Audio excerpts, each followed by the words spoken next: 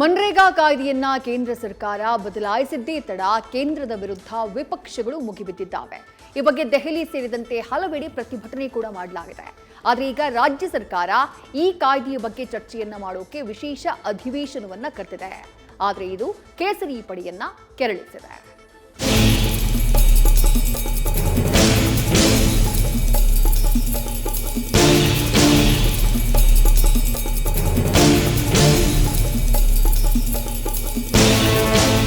VBG Ramji ಕಾಯ್ದೆ ಮನ್ರೇಗಾ ಕಾಯ್ದೆಯ ಹೆಸರು ಹಾಗೂ ಅದರಲ್ಲಿ ಕೆಲ ಬದಲಾವಣೆ ಮಾಡಿದ್ದು ಕೇಂದ್ರದ ವಿರುದ್ಧ ಕಾಂಗ್ರೆಸ್ ನಾಯಕರು ಸಮರವನ್ನೇ ಸಾರಿದ್ದಾರೆ.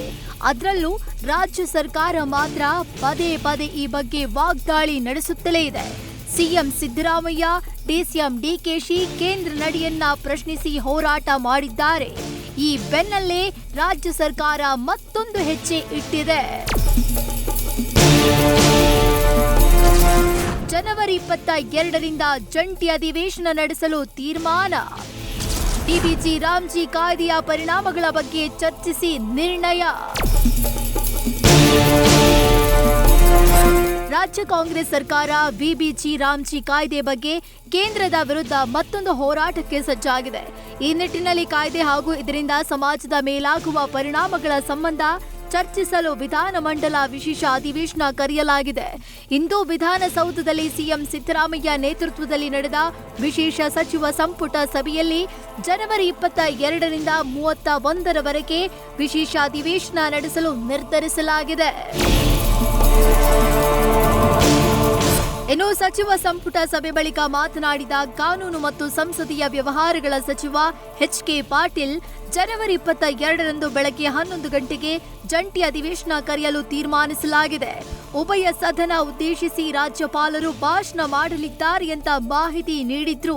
ಕರ್ನಾಟಕ ವಿಧಾನಸಭೆ ಹಾಗೂ ಕರ್ನಾಟಕ ವಿಧಾನ ಪರಿಷತ್ತಿನ ಉಭಯ ಸದನಗಳ ಅಧಿವೇಶನವನ್ನು 22/1/2026 ಗುರುವಾರದಂದು ಬೆಳಿಗ್ಗೆ 11 ಗಂಟೆಗೆ ಬೆಂಗಳೂರಿನಲ್ಲಿ ಕರೆಯಲು ಸಚಿವ ಸಂಪುಟವು ತೀರ್ಮಾನಿಸಿತು.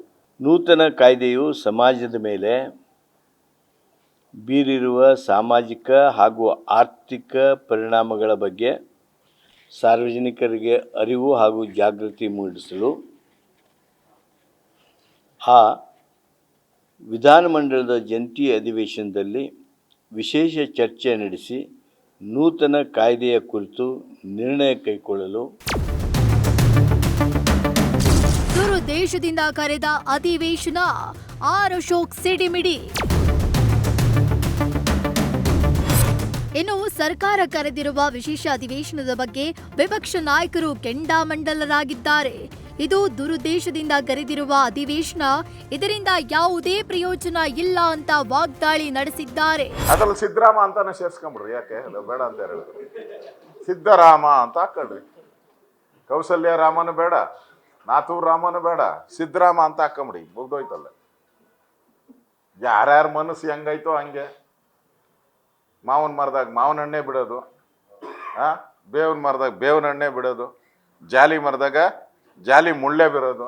ಕಾಂಗ್ರೆಸ್ ಅವರೊಂಥರ ಕರ್ನಾಟಕಕ್ಕೆ ಜಾಲಿ ಮುಳ್ಳಿದ್ದಂಗೆ. ಮೊದಲು 100 ದಿನ ಇತ್ತು, 125 ದಿನ ಮಾಡಿದಿರಿ.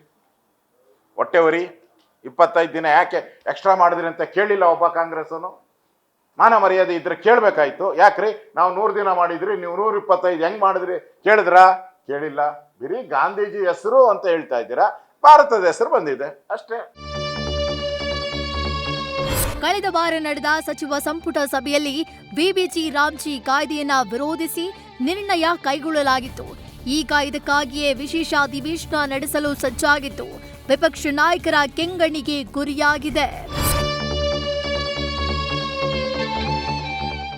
Harish, news first, Bengaluru.